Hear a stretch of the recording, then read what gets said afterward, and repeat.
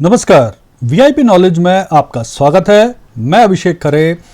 ये प्रोग्राम हम मुख्य रूप से इसलिए आपके सामने प्रस्तुत कर रहे हैं, हमारा उद्देश्य है युवाओं की बात हो, युवाओं के सरोकार पर हम बात करें, उनकी समस्याओं पर बात करें और साथ ही साथ हमारी कोशिश होगी कि युवाओं से जुड़ी जो भी समस्याएं उनके हल ढूंढने के भी हम प्रयास करें।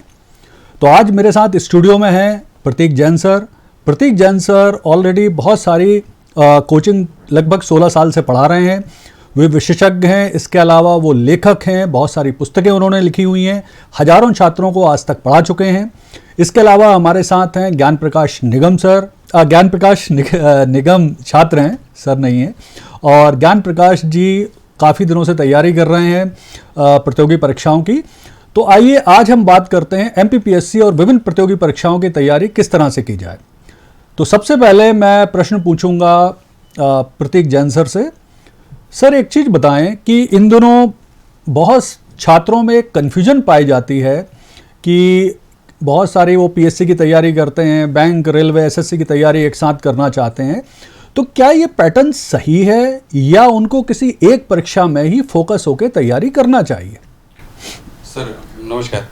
जैसे कि क्या होता है कि एग्जाम में जो सब्जेक्ट्स हैं, अब लगभग आप जब सब्जेक्ट्स को कैलकुलेट करेंगे तो सारे सब्जेक्ट्स एक ही एग्जाम में पूछे जा रहे हैं जी। जैसे जीएस है ही, लॉजिकल रीजनिंग है, मैथ्स है, ठीक है, सबका कुछ ना कुछ पार्ट है या फिर उसको डिफिकल्टी लेवल पे डिवाइड किया जा सकता है जी। मेरा कहना यह है कि अगर आप किसी भी ऐसे एग्जाम की तैयारी करते हैं जैसे कि पीएससी, अगर आप पीएससी की तैयारी करते हैं तो छोटे जो एग्जाम हैं, बाकी जो पोस्ट हैं, उनकी अपने आप ही एक तरीके से तैयारी होती जाती है।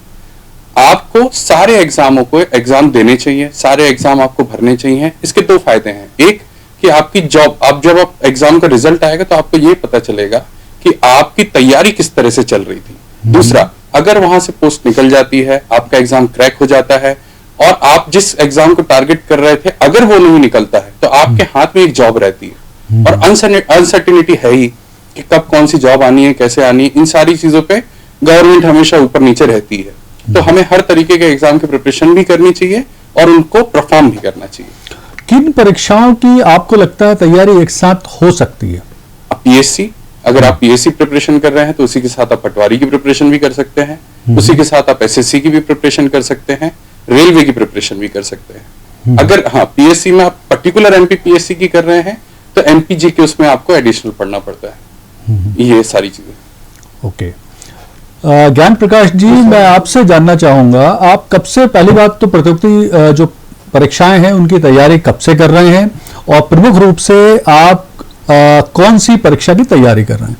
जी, मैं समय 2017 से तैयारी कर रहा हूँ और मुख्य रूप से मेरा जो उद्देश्य है वो मध्य प्रदेश की मुख्य परीक्षा जो एमपीपीएससी है उसका ही है।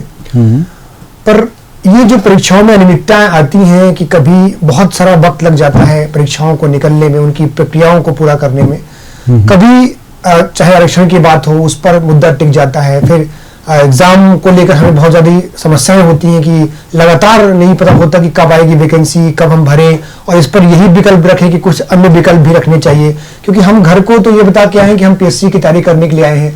तो जैसा कि सर ने कहा कि दूसरे विकल्प भी हमें रखना चाहिए, तो इस पर भी मुझे बहुत समस्या की स्थिति बन जाती है कि क्या करूं मैं उस समय। तो आप सिर्फ एमपीपीएससी की ही तैयारी कर रहे हैं या इसके अलावा कोई और परीक्षा भी है जिसके साथ में आप तैयारी कर रहे हैं? जैसा कि हमें सिखाया गया पहले से कि अर्जुन की आंख दिखना चाहिए, तो मुझे तो घर से मैं पीएससी की तैयारी करने आया हूँ। अब यहाँ से मैं एक दूसरा विकल्प चूज करता हूँ, दूसरा विकल्प का चयन करता हूँ, वो इसलिए कि परीक्षाओं में नियमितताएं हैं, ये कोई कारण नहीं हो सकता दूसरे विकल्प चुनने का। तो यहाँ पे मुझे एक बड़ी समस्या बनी हुई, मानसिक स्थिति में संतुलन नहीं बना पा रहा हूँ मैं इसकी वजह से। तो इसका मैं जवाब आपसे चाहता हूँ कि ऐसी कंडीशन में क्या करना चाहिए, कि हमें दूसरा विकल्प चुनना चाहिए या नहीं?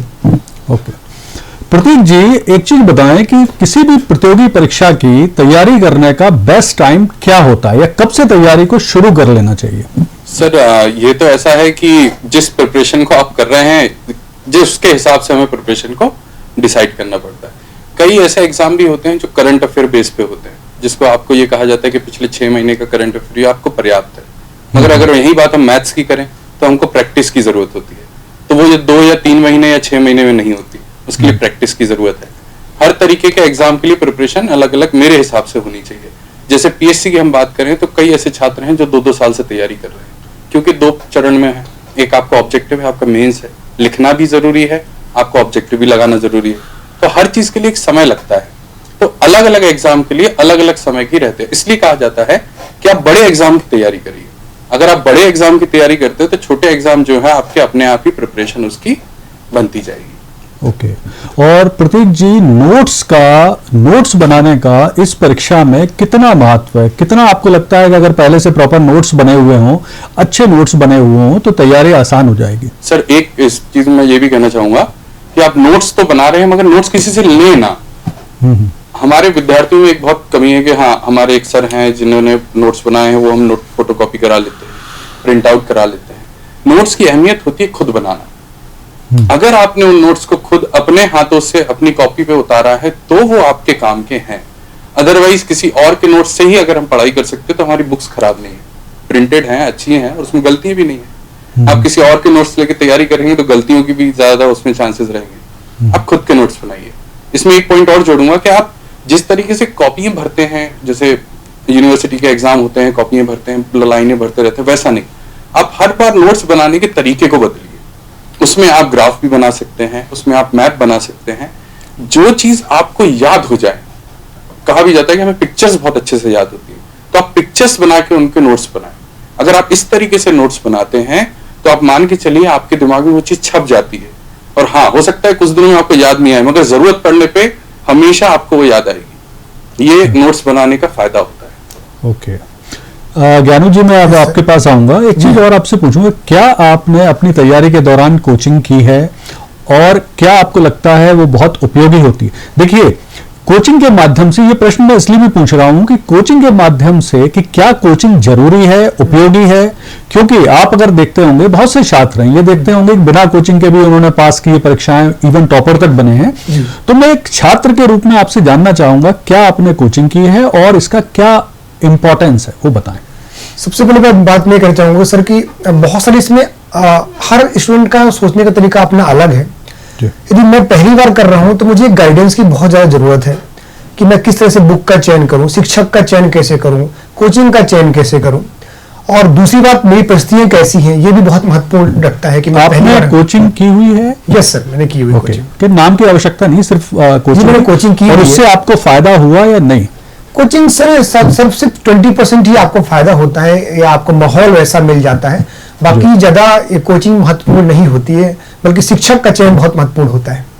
तो शिक्षक का आप चयन कैसे करेंगे बिना कोचिंग के? आपका कहना है कि डायरेक्ट शिक्षक को चयन करें, बिना कोचिंग जाए, ऐसा कुछ आप कह रहे हैं? सर, ऐसी कोई माध्यम, ऐसी कोचिंग बहुत है, शिक्षक भी बहुत है, लेकिन जब एक विद्यार्थी पहली बार इस प्रक्रिया में आता है तो एक ऐसा कोई माध्यम ही नहीं है कि उसको काउंसलिंग दी जाए कि आप कोचिंग का चयन ना करें बल्कि शिक्षकों का चयन करें। एक बेहतर प्रक्रिया जाने सबसे पहले तो 7 दिन तो आपको प्रक्रिया जानना है, कैसे शिक्षक का चुनाव करना है, जो कोचिंग में इस प्रकार की विज्ञापन लगाए हुए सही है या नहीं है, या जो इस समय परीक्षा पास कर चुके हैं उनसे थोड़ा सा गाइडेंस लेना चाहिए, फिर आपको तैयारी शुरू करना चाहिए। उसेन बोल्ट ने कहा है कि आपका पहला स्टेप कैसा होगा ये मायने रखता है सफलता के लिए। जी, इस बार थोड़ा सा प्रतीक जी आपसे भी मैं जानना चाहूंगा, जैसे ज्ञानू निगम जी ने बताया कि कोचिंग का चयन करने के कुछ मापदंड हैं, तो आप थोड़ा सा बताएं, आप बेहतर ढंग से बता सकते हैं कि क्यों कोचिंग का चयन करना चाहिए और क्या बेहतर मापदंड हैं जिनके आधार पर कोचिंग का चयन हो सकता है। देखिए सर, मेरे हिसाब से कोचिंग जरूरी है, अनिवार्य है। कारण ये जरूरी नहीं है कि किसी आप संस्था में जाएं, कोचिंग आपको आपके घर में भी मिल सकती है। जैसे ज्ञानू जी बोल रहे थे कि आपके जो एक शिक्षक मायने रखता है, क्या मतलब है इसका? मतलब है कि अगर आपके घर से भी आपको गाइडेंस प्रॉपर मिल रही है तो आप उनको शिक्षक मान सकते हैं। अगर नहीं मिलती है तो आपको मार्गदर्शन के लिए कोचिंग की आवश्यकता पड़ेगी। Under the sky everything. मैं थोड़ा सा आपको रोक लूं, घर से आपका क्या संबंध है? मतलब माँ बाप से आप बात कर रहे हैं या जो घर में किसी ने दिया है? नहीं, तो वो किस तरह से बात कर रहा हूँ? वो अगर किसी गवर्नमेंट नौकरी में है या उन्होंने किसी पेपर को दिया है कभी, या उनके बड़े भाई या बहन किसी पेपर की प्रिपरेशन कर रहे हैं, अगर वो गाइड कर सकते हैं कि इस एग्जाम में क्या क्या आ सकता है और किस तरह से हमें तैयारी करनी है, तो वो भी एक सफिशिएंट है। और नहीं, अगर ऐसी कोई गाइडेंस आपको मिल पा रही है तो आप कोचिंग में जाके उस गाइडेंस को प्राप्त कर सकते हैं। इसके बाद उस डायरेक्शन में आप तैयारी कर सकते हैं। कोचिंग में एक फायदा जरूर हो जाएगा, आपको गाइडेंस मिलने के बाद गाइडेंस को चेक करने वाला व्यक्ति भी वहां मिल जाएगा, यानी टीचर आपको ये देखेगा कि जो हमने गाइडेंस दी है क्या आप उस रास्ते पे चल रहे हैं, आप आगे बढ़ रहे हैं, नहीं बढ़ रहे हैं, वहां पे आपको प्लस माइनस चीजें दिखती रहेंगी, मगर घर में एक ऐसा माहौल रहता है कि वो प्लस माइनस चीजों को अवॉइड भी किया जा सकता है। इसलिए कोचिंग की आवश्यकता हमेशा से पड़ेगी। ओके। हर किसी को पड़ती है, राम भगवान को भी पड़ी थी, विभीषण ने जब बताया था जब भी जाके वो आगे बढ़े थे, टारगेट तक पहुंचे जी। थे। इसी तरीके से हर विद्यार्थी को एक शिक्षक की, एक गाइड देने वाले की, एक मार्गदर्शक की हमेशा जरूरत पड़ेगी। जी। ज्ञान प्रकाश जी, आपसे एक मैं चीज जानना चाहूंगा, करंट अफेयर की तैयारी, आप विभिन्न परीक्षाओं की तैयारी कर रहे हैं प्रतियोगी, तो करंट अफेयर की तैयारी कितनी हेल्पफुल हो सकती है या होती है? देखिए सर, अभी जो परिवेश चल रहा है, सामान्य परिवेश चल रहा है परीक्षाओं का, उसमें करंट अफेयर्स का जो रोल है बहुत ही महत्वपूर्ण हो गया है।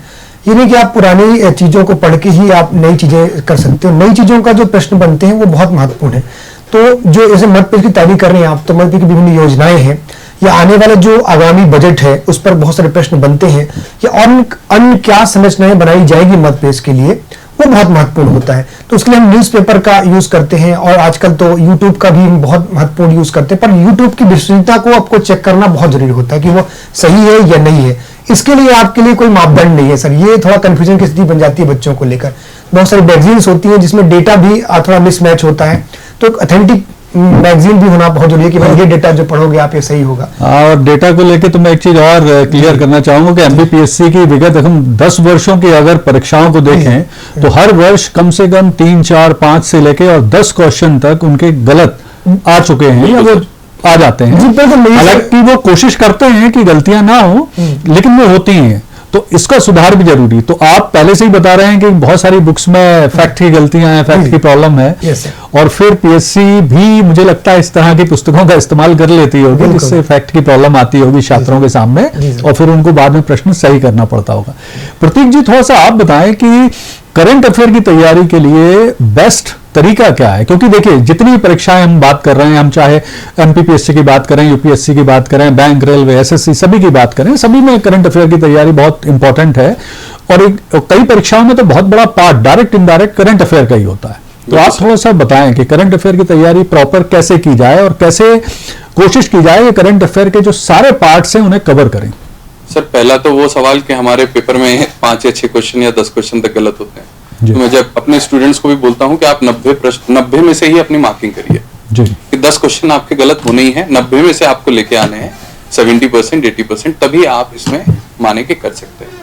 रही बात करंट अफेयर की, तो करंट अफेयर हमारे टाइम में जो हम लोग प्रिपरेशन करते थे उस समय आकाशवाणी का जो करंट अफेयर रहता था, जो न्यूज आते हैं सुबह शाम, उसको अगर हम फॉलो करते हैं, नोट्स बनाते हैं और उसके बाद हम न्यूज़पेपर से उसको चेक करते थे। इसके अलावा ज्यादा हम किसी भी और चीज पे बिलीव नहीं करते थे।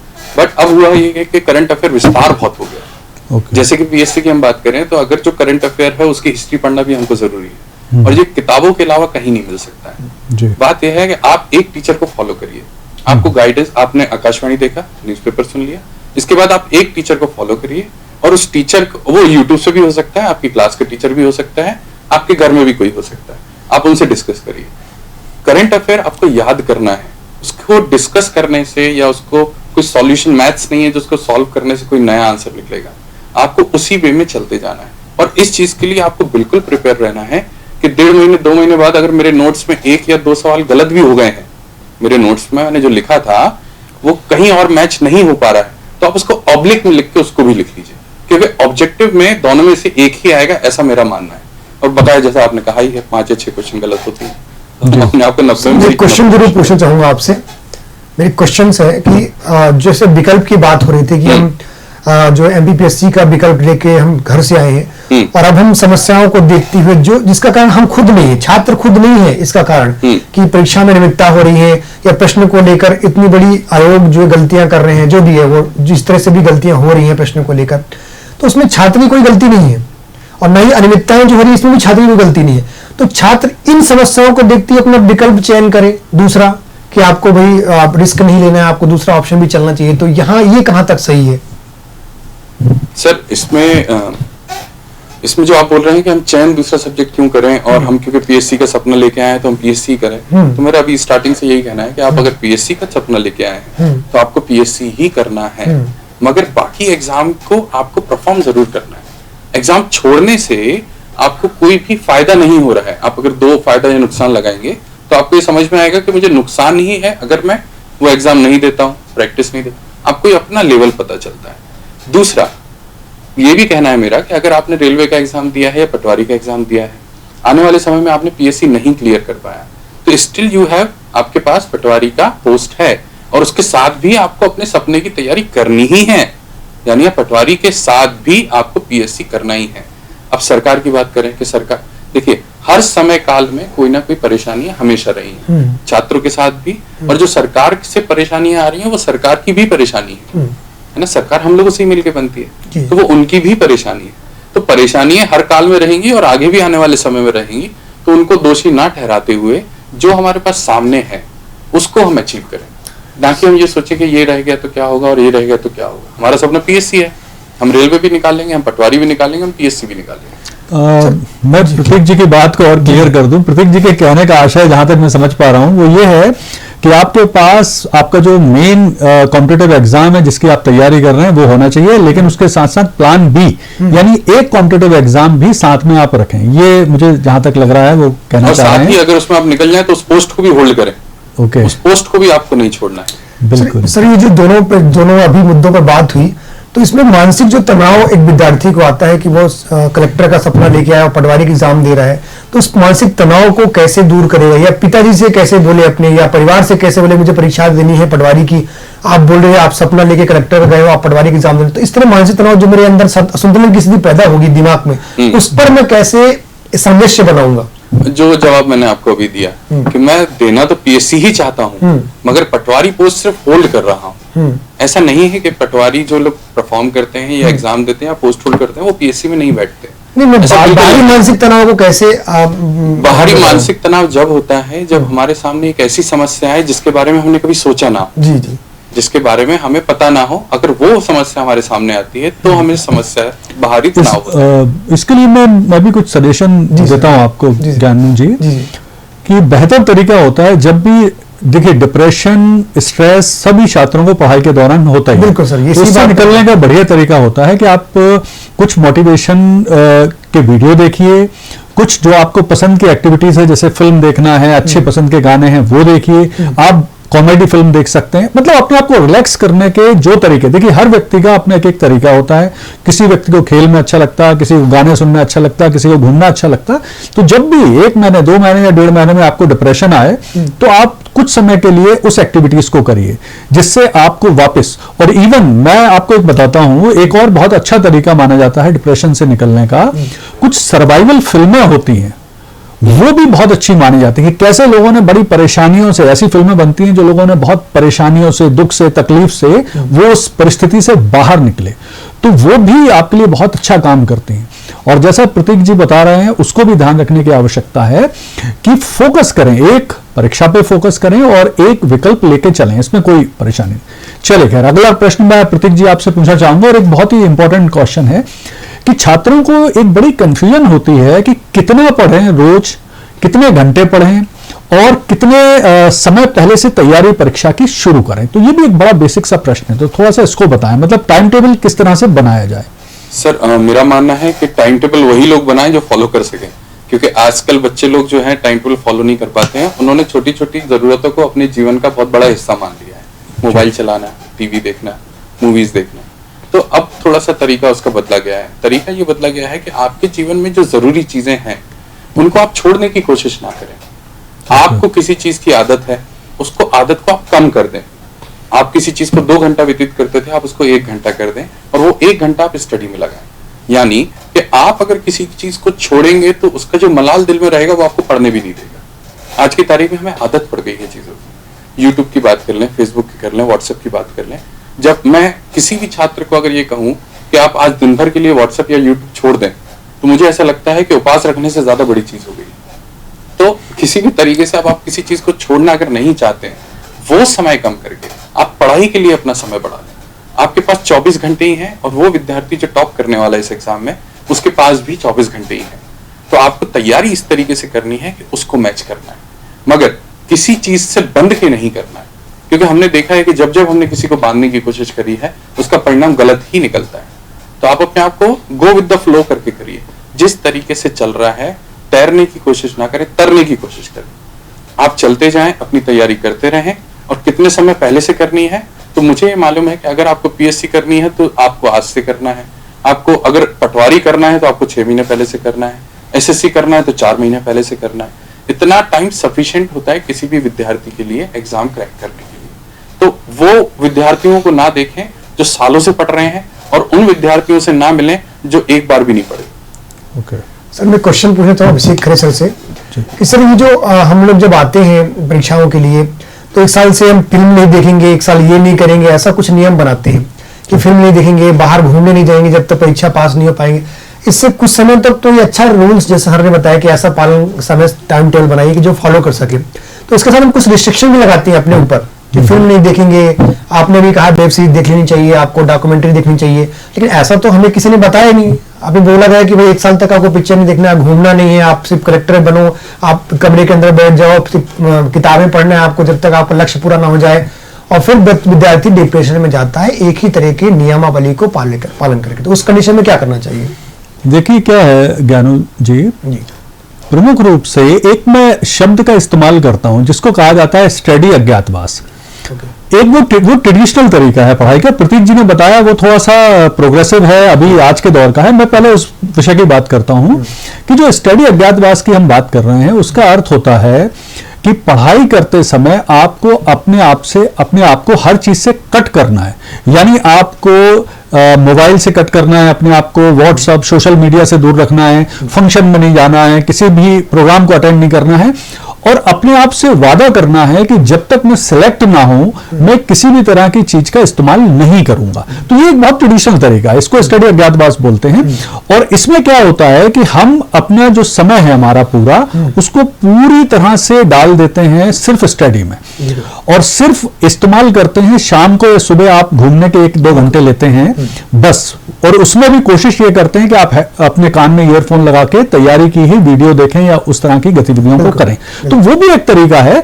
देखिए आपको मैं एक चीज बताता हूं, आप देश में किसी भी परीक्षा की तैयारी करेंगे तो आप मान के चलिए कि सिलेक्शन के चांस हैं सिर्फ 0.1, मतलब 1% भी नहीं, उससे कम होते हैं। अगर उदाहरण के लिए मैं आपको बताऊं तो एमपीपीएससी में लगभग 3.5 लाख लोग छात्र परीक्षा देते हैं और पोस्टें होती हैं मुश्किल से 300। इसी तरह यूपीएससी में 1000 पोस्ट होती हैं और देने वाले 12 लाख होते हैं, यानी 99% तो कभी पास ही नहीं होने वाले हैं। तो फिर अगर आपको 0.1% में आना है तो उसके लिए आपको अपना सर्वस्व जो है सर्वस्व निछावर करना पड़ेगा। इसलिए मैं उसके लिए इस्तेमाल करता हूं स्टडी अज्ञातवास वर्ड। तो एक तो वो तरीका है, लेकिन क्या है समय के साथ देखिए दिमाग की छात्रों की जो आईक्यू है वो बढ़ गया है। ग्रास्पिंग पावर हर छात्र की अलग अलग होती है। कई ऐसे छात्र होते हैं जो बहुत इजीली सारी एक्टिविटीज के साथ भी पढ़ लेते हैं, और कई छात्र ऐसे होते हैं जो 100% समर्पित होते हैं और फिर भी उनको चीजें समझ में नहीं आती। तो ये थोड़ा सा आईक्यू का अंतर भी होता है। तो यहां मेरा ये कहना है कि छात्र के ऊपर डिपेंड करता है। अगर वो आसानी से ग्रास्प कर सकता है चीजों को तो फिर उसे अपनी दूसरी एक्टिविटीज भी लिमिटेड तौर पर जारी रखना चाहिए अपनी पढ़ाई के साथ, और अगर वो उसकी ग्रास्पिंग थोड़ी सी कम है तो फिर उसे पूरी तरह से स्टडी अज्ञातवास के मॉडल पर जाना चाहिए। तो ये मूल रूप से 2 तरीके हैं जिनका इस्तेमाल किया जा सकता है। बहुत अच्छा सर, मैं क्वेश्चन और पूछना चाहूंगा जी कि जैसे छात्र आ रहा है, आपने आईक्यू की बात की, मुझे छात्रों को नहीं पता आईक्यू क्या है जी, या मैं क्या कर सकता हूँ, इसमें ये भी कर सकता हूँ कि नहीं, तो मैं क्यों ना ऐसी कोई सिस्टम क्यों नहीं है, एक तरीका क्यों नहीं है, एक ऐसे शिक्षक क्यों नहीं है, सरकार की तरफ से भी नहीं है या कोचिंग वालों की तरफ से भी नहीं है कि आप जब छात्र आए तो उसका आईक्यू लेवल वो अपने आप अपने बारे में जान सके जी, मैं अपना रिसर्च कर सके। मैं पहले इस प्रश्न का मैं जवाब देता हूं और फिर प्रतीक जी भी मुझे लगता है इसको देंगे जवाब। मैं इसलिए आपको बता दूं कि मैं आपको जैसा पता है मैं करियर काउंसलर भी हूं। तो देखिए छात्रों को मुझे लगता है कि 10वीं के स्तर तक आते आते उनके पेरेंट्स को आईक्यू यानी इंटेलिजेंट कॉन्शिएंट, ईक्यू यानी इमोशनल कॉन्शिएंट, और इसके बाद साइकोमेट्रिक टेस्ट देना चाहिए। ये ऑनलाइन अवेलेबल हैं तीनों टेस्ट। तो जब भी छात्रों को डिसाइड करना है कि हमें किस विषय को लेना है या किस तरह की प्रतियोगी परीक्षाओं की तैयारी करना है या किस फील्ड में जाना है, तो उससे पहले उन्हें ईक्यू, आईक्यू और साइकोमेट्रिक टेस्ट जरूर देना चाहिए।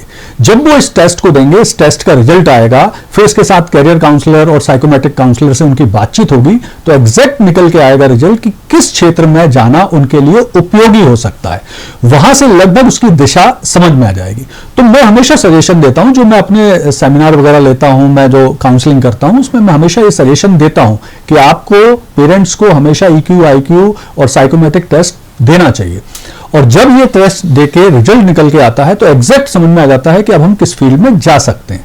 तो ये मेरा, प्रतीक जी आप और इसमें कुछ बिल्कुल सर, आप जो सर, मैं कुछ बोलना चाहूंगा सर। जी।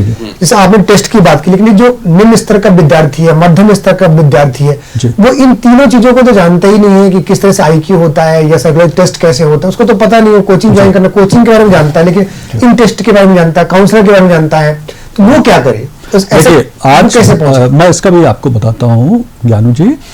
आज लगभग सभी स्कूलों में, अच्छे स्तर के जो स्कूल हैं, इवन अब तो सरकारी स्कूलों में भी काउंसलर पोस्ट रखी जाती है और काउंसलर होते हैं जो ये सजेशन देते हैं। इसके अलावा आप ऑनलाइन जाएंगे तो ऑनलाइन ही बहुत सारे साइकोमेट्रिक EQ, IQ काउंसलर हैं, ऑनलाइन वेबसाइट्स हैं, वहां जाके भी आप दे सकते हैं। तो आज मुझे लगता नहीं प्रॉब्लम है, बस थोड़ी अवेयरनेस दिखाने की जरूरत है पेरेंट्स को और छात्रों को।